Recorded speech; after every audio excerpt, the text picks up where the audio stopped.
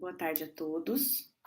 Meu nome é Gláucia, sou médica aqui no Secom e hoje nós vamos falar um pouquinho da doença hepática gordurosa não alcoólica, tá? Que é um assunto bastante comentado, bastante estudado, que vem acometendo muitos pacientes, principalmente com o advento do ultrassom, né? Com os diagnósticos, foram se diagnosticando mais essa patologia e consequentemente, se estudando mais e se entendendo um pouco mais sobre a doença hepática gordurosa não alcoólica, que engloba a famosa esteatose hepática, que a gente fala bastante também, os pacientes, muita gente que vocês conhecem provavelmente, que a gente conhece na família, ou até nós mesmos, em algum ultrassom de rotina, deve ter diagnosticado ou sabe de alguém que tem esteatose hepática.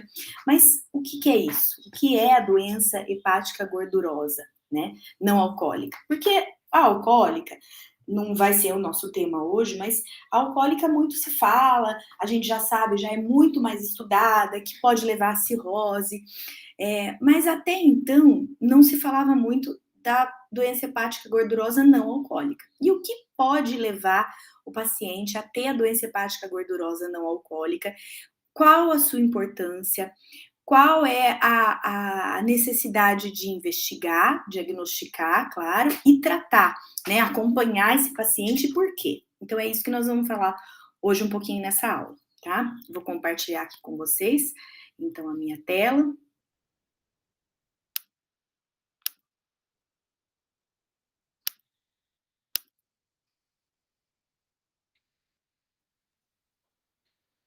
Então, vamos lá. Doença hepática gordurosa não alcoólica, então,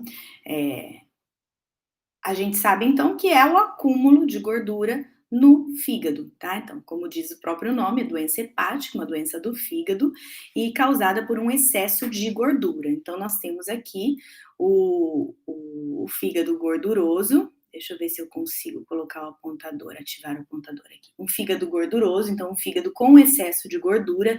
Vocês podem perceber como ele fica um pouco maior do que o fígado normal, fica um pouco mais edemaciado, vamos dizer assim, com uma textura diferente, né, com um aspecto diferente e com uma granulosidade, ele fica granuloso, porque ele forma-se esse acúmulo de grânulos mesmo, de gordura, né?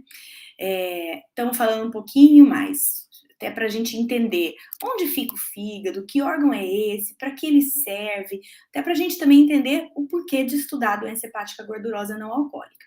Então, o fígado é um órgão que fica no quadrante superior direito do nosso abdômen, logo abaixo do diafragma, tem uma íntima relação ali com o estômago, com o intestino, também com o pâncreas, principalmente com a cabeça do pâncreas, mas são órgãos diferentes, né? Órgãos separados, só tem relação, mas ele não tem comunicação com nenhum desses órgãos, nem com o estômago, nem com o intestino, como vocês veem aqui, ó.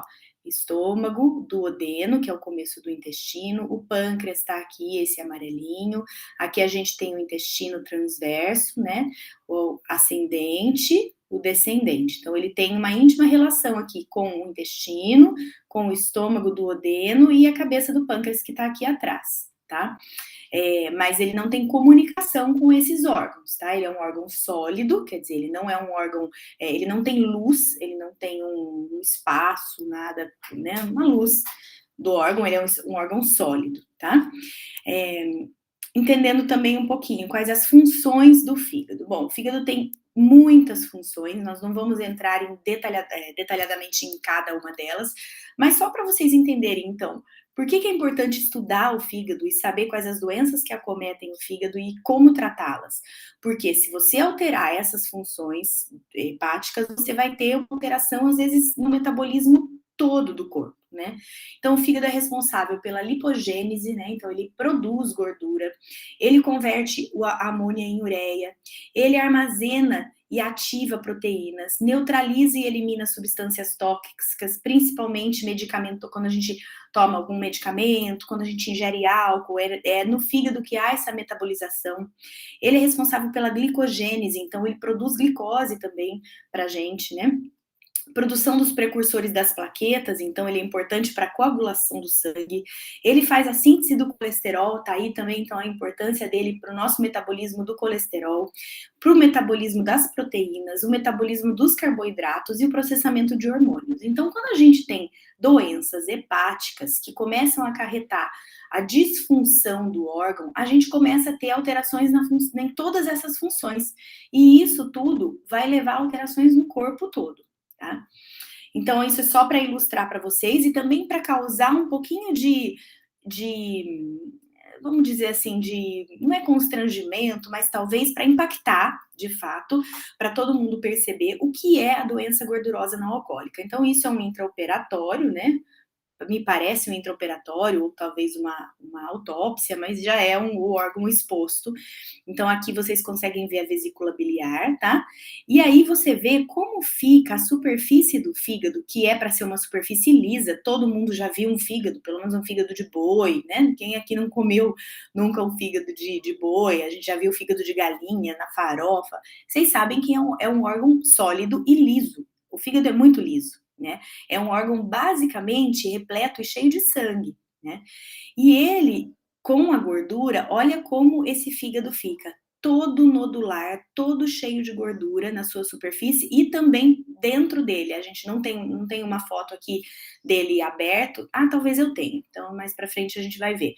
Mas a gente consegue perceber que a gente muda bastante a estrutura, a anatomia, assim, né? A estrutura desse órgão. Então, falando mais detalhadamente assim, da doença hepática gordurosa não alcoólica, ela é um termo. Então, quando a gente fala em doença hepática gordurosa não alcoólica, é um termo que abrange e que engloba um espectro de condições ligadas ao acúmulo de gordura no fígado. Então, a gente tem desde a esteatose hepática, que é o acúmulo de gordura, única e simplesmente nos hepatócitos. Então, o fígado, ele é um órgão formado por tecido, né, pelo tecido hepático, e quem forma esse tecido são células. Então, a célula que forma esse tecido é o hepatócito. Então, a célula do fígado chama-se hepatócito. Essa célula, ela vai acumular gordura, então é dentro dela que vai ficar esses grânulos de gordura, e o acúmulo desses grânulos, de células gordurosas, causam a esteatose hepática. A esteatose ainda não tem nenhuma alteração em exames, na função do órgão, tá? E é um processo ainda reversível. Aí a gente tem também, dentro da doença hepática gordurosa não alcoólica, a esteatohepatite não alcoólica. A esteatohepatite não alcoólica é quando esse acúmulo de gordura começa a provocar uma inflamação no fígado e aí sim causar uma alteração dos exames hepáticos e também da função e da forma do fígado trabalhar. É um processo ainda reversível, mas já um pouco mais avançado. E aí a gente tem a cirrose, que daí já é uma desorganização desses hepatócitos com alteração da função, sim, também, da função do órgão, e já um processo irreversível. E, como último estágio da doença gordurosa não alcoólica, da doença hepática gordurosa não alcoólica, a gente tem o câncer de fígado, que é o carcinoma hepatocelular. Então, esses todos são os estágios da doença hepática gordurosa não alcoólica. Como causas, então isso é bastante importante, porque quando você pega um paciente, você já tem que saber e identificar quando você deve investigar ou não se tem algo hepático acontecendo. Então, as causas primárias são obesidade, diabetes mellitus tipo 2, a dislipidemia, a hipertensão arterial, a síndrome metabólica. Síndrome metabólica, na verdade, a gente vai falar um pouquinho mais para frente, mas ela engloba tudo isso que a gente falou aí antes: obesidade, diabetes, dislipidemia e hipertensão arterial. As causas secundárias podem ser medicamentosas, toxinas, ou uso de esteroides anabolizantes, né? Tudo isso também pode levar a uma doença hepática gordurosa de origem não alcoólica. Outras doenças que podem levar à doença hepática gordurosa: hepatite C crônica, o síndrome dos ovários policísticos, o hipotiroidismo e a apneia do sono, tá? Então, só lembrando um pouquinho mais sobre a desregulação metabólica e a síndrome metabólica, quando a gente tem 2 ou mais dos critérios listados abaixo, então nós temos todos esses critérios aqui, se você tiver. Então, olhem para vocês, né? Eu vou olhar para mim também, e olhem para os pacientes que a gente acompanha, que a gente atende, ou que a gente examina, ou que a gente pega no consultório, sejam vocês de qualquer classe profissional, todos aqui são pessoas que atendem pacientes, né? Então, pensem nos seus pacientes. Circunferência abdominal no homem maior do que 102 e maior do que 88 na mulher. Então, no homem 102, na mulher 88. Tem as diferenças por raça, mas a gente pega geralmente essa média. Pressão arterial maior ou igual a 130 por 85, ou se já usa antihipertensivo. Triglicérides maior ou igual a 150, ou se já faz tratamento específico.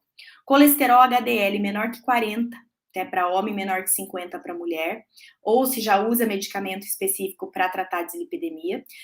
Pré-diabetes, então pacientes com glicemias alteradas, né? Também, se ele for um intolerante à glicose. Se ele tiver o score de Roma, que aí é um outro índice que a gente calcula para calcular resistência insulínica maior ou igual a 2,5, ou se ele tiver um PCR ultrassensível, que é a reação em cadeia da polimerase, maior do que 2 miligramas por litro. Então, qualquer 2 ou mais desses critérios que o paciente apresente, ele tem síndrome metabólica. E quando o paciente tem síndrome metabólica, a gente sabe que a gente tem um risco a mais para esteatose, para doença hepática gordurosa não alcoólica. Então, este é o paciente que deve ser investigado. Esse é o paciente que deve ter um ultrassom de abdômen solicitado, pelo menos, ou umas enzimas hepáticas solicitadas para investigar qual a situação desse fígado nesse momento, pelo menos no momento que você conhece ou começa a examinar esse paciente. É uma doença do fígado, é a doença do fígado mais frequente atualmente. 20 a 30% da população mundial é acometida pela doença hepática gordurosa não alcoólica. É um diagnóstico incidental na maioria das vezes, como eu falei, com o advento do ultrassom aparecendo, todo mundo pede ultrassom para tudo. Faz um ultrassom, encontra esteatose, encontra um fígado gorduroso. E ela é assintomática, tá? Lembrar que paciente que tem boca amarga, uma dor assim, assado no abdômen, não faz a digestão direito, 99% das vezes isso não tem relação nenhuma com a doença hepática gordurosa não alcoólica, tá? Então aqui, olha, a gente tem uma foto transversal de um corte, né, do órgão pós-mortem, né? Então é um corte do tecido. Então você tem aqui um fígado normal, então olha, vocês veem que ele tem uma coloração diferente, uma coloração mais violácea, mais amarronzada, que é o do sangue, né? Ele é menor, é um órgão que está no tamanho dele normal. Agora, esse é o fígado esteatótico. Então, olha que diferença, né? Ele é um fígado, vamos dizer, gorduroso, de fato. Ele é um fígado mais claro, com cor de gordura, é um fígado maior, é um fígado diferente, porque toda a gordura acumulada naqueles hepatócitos, naquelas células, estão dentro desse órgão, tá?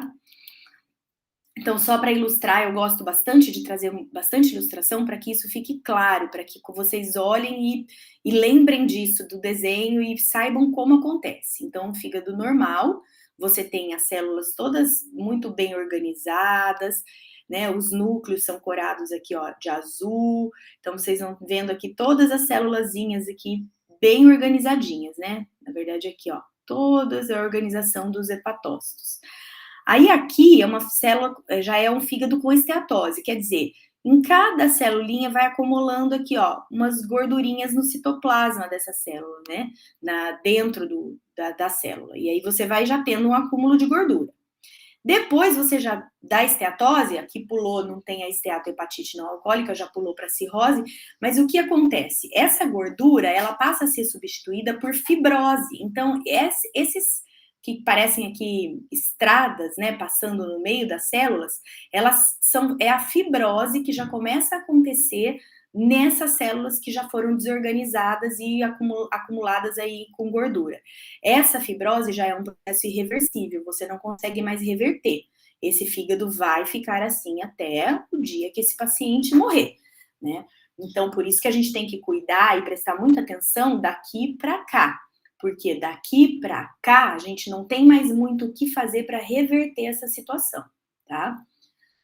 Então, voltando aqui na evolução, só para lembrar de novo, fígado normal, um fígado com esteatose já é um fígado maior, mais inchado, gorduroso, um fígado com esteatohepatite não alcoólica, então a NASH. NASH é só uma sigla para a gente classificar a non-alcoólica esteatohepatites. Então, é a esteatohepatite não alcoólica, onde você já tem alteração de exame laboratorial e um fígado com cirrose. Então, é um fígado com já diminuído de tamanho, um fígado mais atrófico, um fígado com fibrose, nem tanta gordura, mas sim fibrose no local daquela gordura.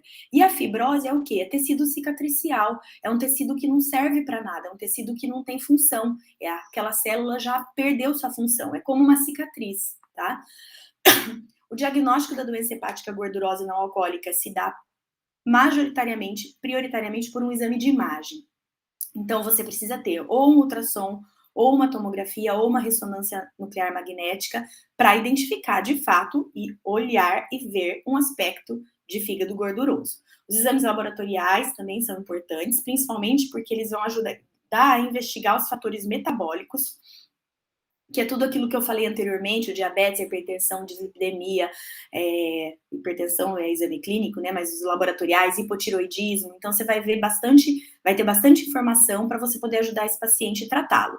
A biópsia hepática, ela está indicada e limitada a casos muito específicos, casos em que as enzimas estão alteradas por mais de 3 meses, casos que têm um alto risco de esteatohepatite, então paciente que tem alto risco de evoluir para esteatohepatite porque essas enzimas estão muito alteradas, ou o paciente que tem uma síndrome metabólica muito mal controlada, você vê no exame que ele tem um fígado gorduroso, mas você não sabe se aquilo está, de fato, já causando alguma inflamação hepática ou não, porque ele tem uma síndrome metabólica muito mal controlada.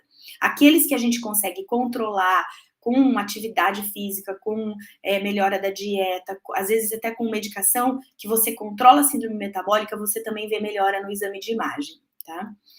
O tratamento, já até falei um pouquinho agora anteriormente, então, a gente tem o tratamento não medicamentoso, que vai ser comportamental, controle de peso, perda de 3 a 5% do peso em 6 meses, é eficiente para reverter essa situação da doença gordurosa hepática. A dieta hipocalórica, baixa em carboidratos e baixa em frutose, né, em açúcar também. O exercício físico, então 150 minutos de atividade aeróbica por semana. O estilo de vida mais saudável e controle da síndrome metabólica. O tratamento medicamentoso, hoje a gente já tem várias opções que podem ser usadas, principalmente no paciente que já tem alteração dos exames de sangue. Não necessariamente na esteatose, no fígado, só no fígado gorduroso, sem ter alteração de exame. Vou dizer também, vou ser um pouco mais até agressiva nesse ponto, porque assim, os tratamentos medicamentosos, eles têm aparecido mais recentemente. Então, nós temos que nos fixar muito neste tipo de tratamento não medicamentoso, que a gente sabe que tem resultado, e o medicamentoso deixar para os casos que são realmente mais graves, tá? Porque ainda tem muito estudo ainda para sair, tá? Lembrar, o segmento anual com ultrassom e com exames laboratoriais, ele é importante para o controle da síndrome metabólica e para o controle deste paciente com doença hepática gordurosa não alcoólica já diagnosticada. Não existe uma política de rastreamento, quer dizer, eu vou hoje, pela primeira vez, fazer um check-up, eu não tenho hipertensão, eu não tenho diabetes, eu não tenho nada, mas eu quero fazer um ultrassom para ver se eu não tenho gordura no fígado. Não é necessário. Tá? É aquilo que eu falei para vocês. Quando que nós vamos investigar e pesquisar se esse paciente tem uma doença hepática gordurosa não alcoólica? Quando ele tem aqueles fatores da síndrome metabólica, quando ele é hipertenso, obeso, diabético, quando ele tem hipotiroidismo, quando ele usa hormônios, quando ele já fez uso de medicamentos que você já avaliou que alteraram enzimas do fígado, aí vale a pena solicitar um ultrassom. Não se deve fazer rastreamento sistemático de doença hepática gordurosa não alcoólica para membros da família.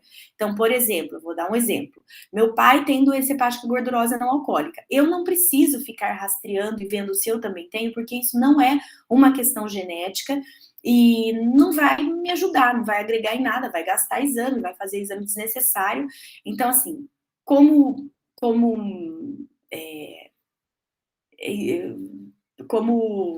fugiu a palavra, mas assim, como mensagem final, voltei.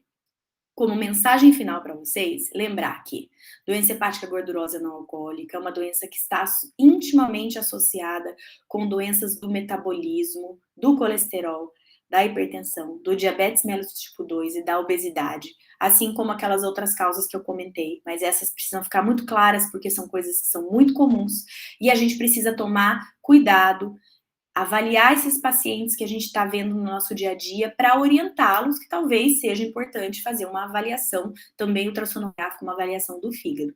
Tá? Não é necessário rastrear a família, não é necessário exagerar em pedir o exame, mas é necessário ficar atento aos pacientes que têm esse risco de fazer a esteatose, de desenvolver a gordura, de acumular essa gordura no fígado, para que eles não caminhem naquela sequência da evolução e cheguem na cirrose e aí também dali para frente para o carcinoma hepatocelular, ok?